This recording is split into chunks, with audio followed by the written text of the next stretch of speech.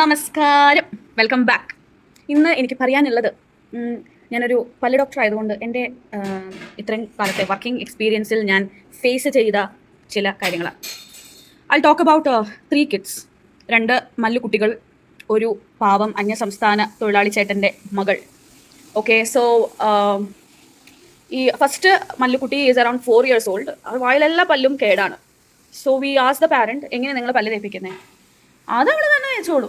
ഏത് ഈ 3 വയസ്സ് 4 വയസ്സുള്ള കൊച്ച് തന്നെ പല്ല് തേച്ച് ഓറൽ ഹൈജീൻ മെയിൻറ്റെയിൻ ചെയ്യുമെന്നാണ് ആ പാരന്റ് പറഞ്ഞത്. And he also started telling, നമ്മളൊക്കെ ഇങ്ങനെ പല്ലിച്ചല്ലേ ജീവിച്ചത്. നിങ്ങൾ ജീവിച്ച കാലം എന്ന് പറഞ്ഞ ഒരു 30 years ബാക്കാണ് നിങ്ങളുടെ ചൈൽഡ്ഹുഡ്.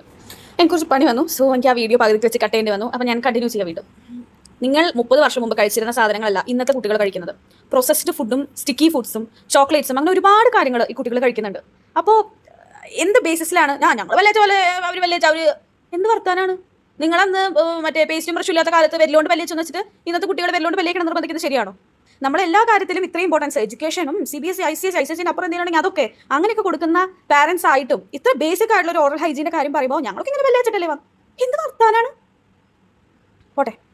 ഇനി അടുത്ത കേസ്, 6 വയസ്സുള്ള കുട്ടിയാണ്. 6 വയസ്സിൽ നമുക്ക് പെർമനന്റ് ആയിട്ടുള്ള അണപ്പല്ല് വരും. ആ അണപ്പല്ലടക്കം കേടായിട്ടാണ് ഇരിക്കുന്ന ആ കുട്ടിയുടെ വായിൽ. പാരൻസ് നോക്കുന്നില്ല എന്നുള്ള ഉറപ്പാണ്. പല്ല് തേപ്പിക്കുന്നതിന് അതവിടെ ഒറ്റയ്ക്ക് തേച്ചോളും. ഓക്കെ, ഒറ്റയ്ക്ക് തേച്ചോളും. 6 വയസ്സുള്ള കുട്ടി ഒറ്റയ്ക്ക് തേക്കേണ്ടതാണ്. പക്ഷേ പാരൻസ് കാണൂലേ കുട്ടിയുടെ വായ തുറക്കുമ്പോൾ അവിടെ ഇവിടെ കറുപ്പ് കളറിൽ ഇങ്ങനെ ഇരിക്കുന്നത്? ഈ പല്ല് അവിടെ ഇരുന്ന് ദ്രവിച്ച് കവിളിലോട്ട് കുത്തിക്കേറി ആ കുട്ടിയുടെ കവിളിൽ വരെ പസ് വന്നിരിക്കുകയാണ്. ഒരു വിധം കഷ്ടപ്പെട്ടിട്ടാണ് ആ പല്ല് നമ്മൾ എടുത്തു കൊടുത്തത്. നല്ല ബുദ്ധിമുട്ടായിരുന്നു അത് എടുക്കാനായിട്ട്. ഇതിങ്ങനെ കവിളി കുത്തി ഒരു രാത്രി കൊണ്ടൊന്നും കുത്തി കയറുന്നല്ലോ, ഒരുപാട് ദിവസം ആ കുട്ടി വേദന എന്ന് പറയുമ്പോൾ എൻ്റെ പൊന്നു പാരൻസ്, നിങ്ങൾ കുട്ടികൾ വേദന എന്ന് പറയുമ്പോൾ എന്താണെങ്കിലും മനസ്സിലാക്കാനായിട്ട് ശ്രമിക്കണം. ഓൾറെഡി ഉള്ള പെർമനന്റ് പല്ല് വരെ കേടായി പോയി എന്ത് ചെയ്യും? എൻ്റെ പൊന്ന് പാരൻസ്, നിങ്ങളൊന്ന് മനസ്സിലാക്കണം. കുട്ടികളുടെ പല്ല് ചെറുപ്പം മുതലേ, ഒന്നാമത് അവർക്ക് പല്ല് വരുന്നതിന് മുന്നേ തന്നെ, പല്ല് കുടിക്കുന്ന പ്രായത്തിൽ തന്നെ ഒരു സോഫ്റ്റ് തുണി യൂസ് ചെയ്തിട്ട്, നല്ല ക്ലീൻ ആയിട്ടുള്ള ഒരു തുണി യൂസ് ചെയ്ത് അവരുടെ മോണ് ജസ്റ്റ് ഒന്ന് വൈപ്പ് ചെയ്ത് കൊടുക്കണം. അതിനുശേഷം ഒരു പല്ല് വരുമ്പോൾ തൊട്ട് ഫിംഗർ ബ്രഷിങ് സ്റ്റാർട്ട് ചെയ്യണം. ഫിംഗറിൽ ഇടാൻ പറ്റുന്ന ബ്രഷസ് കിട്ടും, അത് യൂസ് ചെയ്ത് തുടങ്ങണം. സോഫ്റ്റ് ബ്രിസിലായിട്ടുള്ള ബ്രഷ് യൂസ് ചെയ്ത് നന്നായി അവരുടെ മോണയും പല്ലുകളും തേച്ച് കൊടുക്കണം. ഇടയ്ക്ക് നോക്കാം വായിൽ എന്താ സംഭവിക്കുന്നതെന്ന്.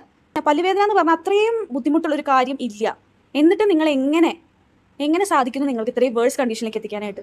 ഇനി 3ാമത്തെ കേസാണ്, അന്യസംസ്ഥാനത്ത് നിന്ന് വന്നിട്ടുള്ള ഒരു പാവ മനുഷ്യൻ. അയാളുടെ കുഞ്ഞിന് ഒരു പല്ലിൽ കേട്, ബാക്കി എല്ലാ പല്ലും നല്ലതാണ്. ഒരു പല്ലിൽ കേട് വന്ന് അത് കുഴിഞ്ഞ് നല്ല വേദനയുണ്ട് ആ കുട്ടിക്ക്. അപ്പോൾ നമ്മൾ പറഞ്ഞു പൾപ്പക്ടമി ചെയ്യേണ്ടി വരും, കാരണം ഇത് ഇച്ചിരി ഡീപ്പാണ്. ഒരു 10 വയസ്സൊക്കെ കഴിയുമ്പോഴേ ആ പല്ല് പോവുള്ളൂ. അതുവരെ ആ പല്ല് നമുക്ക് മാനേജ് ചെയ്യാൻ പൾപ്പക്ടമി ചെയ്ത് വെക്കണം. നമ്മുടെ മലയാളി പാരൻസ് ആണെങ്കിൽ ചിലപ്പോൾ പറയും അതിൻ്റെ ആവശ്യമില്ല, എന്തിന് പൊഴിഞ്ഞു പോകുന്ന പല്ലല്ലേ. ഈ ഹിന്ദി തൊഴിലാളി പറഞ്ഞ വാക്കാണ് ബച്ചേ കേലിയെ കർദോ, മകന് വേണ്ടി അത് ചെയ്യേ. ഇത്രയും വിദ്യാഭ്യാസം കാര്യങ്ങളുള്ള ചില ആൾക്കാർ ചിന്തിക്കുന്ന രീതിയും ആൾക്ക് അത്ര വിദ്യാഭ്യാസം ഒന്നും ഉണ്ടാവില്ല. അയാൾ ഇവിടെ ഡെയിലി വേജസിന് പണിയെടുക്കുന്ന ഒരു വ്യക്തിയാണ്. പൾപ്പക്ടമിയിൽ എന്ത് തേങ്ങാലും ചിലപ്പോൾ പ്രൊസീജർ എന്താണെന്ന് പോലും മനസ്സിലായിട്ടുണ്ടാവില്ല. But still he wanted his sons health to be okay. ഒന്ന് അനലൈസ് ചെയ്യാൻ നല്ലതായിരിക്കും. പറഞ്ഞു എന്നേ ഉള്ളൂ. ശരി, എന്നാൽ ബൈ.